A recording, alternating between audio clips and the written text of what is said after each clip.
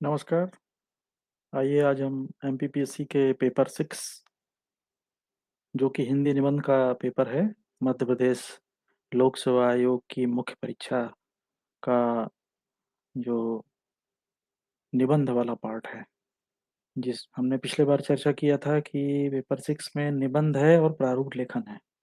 तो जो निबंध है वो 75 नंबर का रहता है और इसमें नंबर पाना काफ़ी आसान है यदि हम अच्छे से मेहनत कर लें। तो मैंने पेपर 6 को लेना शुरू किया है और आने वाले कुछ दिनों में मैं आपको निबंध के बारे में जितने भी इम्पोर्टेंट निबंध हैं, मैं आपको प्रयास करूँगा कि आप वीडियो के माध्यम से आपके दिमाग में एक पिक्चर बन जाए और आप उसको अच्छे से समझ के और ज़्यादा डाटा उसमें उसे संबंधित नोट करके आप उसको वो आने वाले समय में अपना सॉल्व कर लें और एग्ज़ाम में अच्छे नंबर पाएँ। जैसा कि मैं आपसे चर्चा कर रहा हूँ, हम आपसे बात करेंगे कि किन-किन मुद्दों पर अ, ऐसे आते हैं और जैसा मैंने आपको पिछले क्लासेस में बताया है कि पेपर 6 में पेपर 6 में 75 नंबर के जो निबंध आएँगे, वो हमको स्टैटिक सब्जेक्ट का होगा। तो हमको स्टैटिक सब्जेक्ट के ही जो टॉपिक्स हैं, वो हमको याद करने पड़ेंगे और याद क्या करना है, हमको समझना है। तो उसमें जैसे राज्य व्यवस्था एवं शासन, वैश्विक मुद्दे, अर्थव्यवस्था, पर्यावरण, सामाजिक न्याय, सामाजिक विकास, सामाजिक चुनौतियाँ, नैतिकता एवं सत्यनिष्ठा, शिक्षा, समाज एवं संस्कृति, विज्ञान एवं प्रौद्योगिकी, जीवन एवं दर्शन। ये टॉपिक लेकर इनसे जुड़े हुए कितने ऐसे बन सकते हैं, वो हम आने वाले पीरियड में आपसे चर्चा करेंगे और उसके बारे में विस्तृत अध्ययन करेंगे। एमपीपीएससी का जो पेपर है हिंदी का, उसमें आप देखेंगे जब एसे लिखने की बारी आएगी, उसमें उन्होंने जो सिलेबस लिखा हुआ है, तो उस सिलेबस में उन्होंने पर्यावरण टॉपिक जो है सबसे पहले उन्होंने बताया हुआ है और तो पर्यावरण के बारे में और डेवलपमेंट के बारे में ये दोनों ही बिंदु जो हैं, इनके बारे में हमको अच्छे से अध्ययन करना पड़ेगा और जितना ज़्यादा हो सके हम इसको पढ़ें और मैंने पहले भी आपको बताया है कि एक रजिस्टर मेंटेन करें और रजिस्टर में अलग-अलग टॉपिक लिख के उसके सब टॉपिक को प्रिपेयर करें और ये जो जो भी हम प्रिपेयर करेंगे उसमें हम अ, उसमें जो स्टैटिस्टिक्स है, जो आँकड़े हैं, आँकड़े हमको लिखना पड़ेगा। आँकड़े हम अपने लिखें और जितने भी आँकड़े हो सकते हैं यानी कि जो डाटा है, डाटा हमको ज़्यादा से ज़्यादा अपने नोट करना चाहिए। उसके बाद जो है अगर किसी ऐसे में किसी महापुरुष के द्वारा अगर कोई कोई उनका कोट है, तो वो भी हमको नोट करना चाहिए और याद करना चाहिए और लिखना चाहिए। और इसके साथ ही एक फ्रेम जो है, एसे का फ्रेम जो है, उस एसे के फ्रेम में हमको अपना एसे लिखने की आदत डालना चाहिए, तो हमको ज़्यादा से ज़्यादा अंक प्राप्त कर सकते हैं। तो आज हम पर्यावरण बनाम विकास ये जो है, इसके जो बहुत सारे सब टॉपिक हमने तैयार किए हैं, तो हम उसके बारे में आगे चर्चा करेंगे।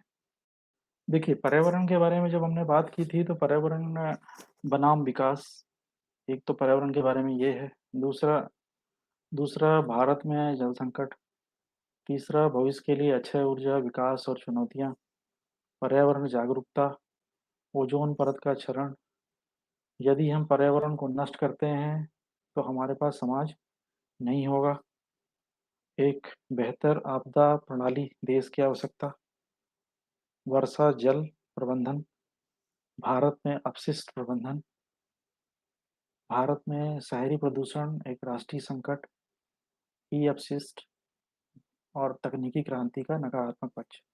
कोरल रीफ, ये तो कोरल रीफ तो आईएएस में पर आ भी चुका है। सतत प्रबंधन के लिए अवसर एवं चुनौतियाँ, पिछले साल ही आया था। पर्यावरण, वैश्विक स्तर पर सबसे बड़ी समस्या। हिमनद का पिघलना ग्लोबल वार्मिंग की ओर संकेत। पर्यावरण संरक्षण एवं भारतीय संविधान।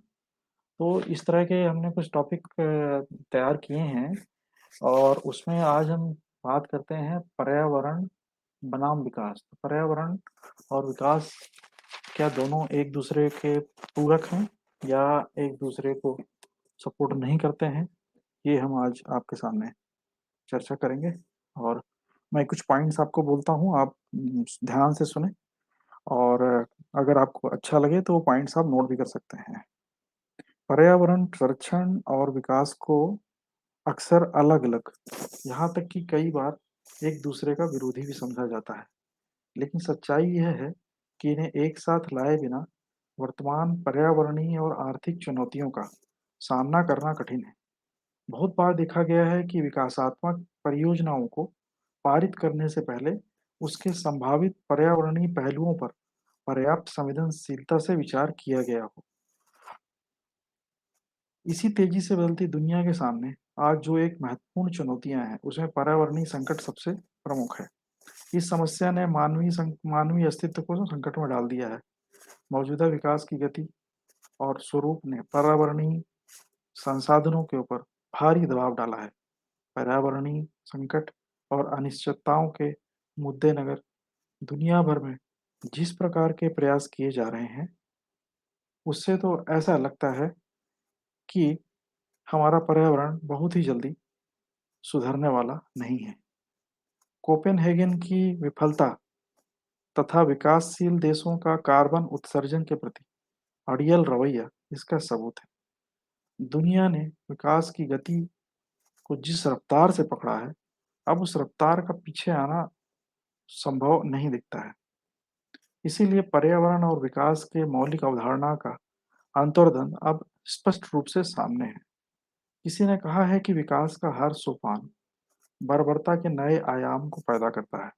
विकास की यह समझ विकास के मायनों को ही उलट देती है और उसके प्रति नकारात्मक भाव पैदा करती है। विकास और पर्यावरण को एक साथ लाने के लिए सबसे जरूरी पहलू है नीति निर्धारकों की इच्छा शक्ति। इच्छा शक्ति के अभाव में यह देखा गया है कि परियोजना बिना पर्यावरणीय प्रभाव मूल्यांकन के ही कर दी जाती है अथवा संभावित लागत की अधिकता से इस मुद्दे पर पर्याप्त ध्यान नहीं दिया जाता। जबकि मौद्रिक लागत की तुलना में पर्यावरणीय लागत को उपेक्षित करना दीर्घकालीन दृष्टिकोण से उचित नहीं प्रतीत होता है।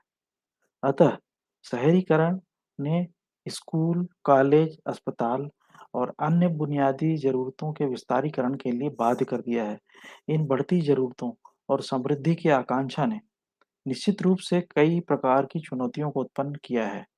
इसमें सबसे कड़ी चुनौती पर्यावरण और विकास के बीच संतुलन स्थापित करना है, जिसे सरकारी नीतियों का प्रभावी अनुपालन, सरकारी एजेंसियों का सह-संयोजन, संरक्षण की भावना, परियोजनाओं के अभिविन्यास में पर्यावरण को उचित महत्व देने और तकनीकों को तार्किक इस्तेमाल के परिणामस्वरूप सफलतापूर्वक हासिल किया जा सकता है। तो ये तो मैंने आपको एसे का कुछ थोड़ा-सा आपको एक प्रस्तावना, थोड़ा-सा उसका विवरण और उपसंहार के बारे में बताया।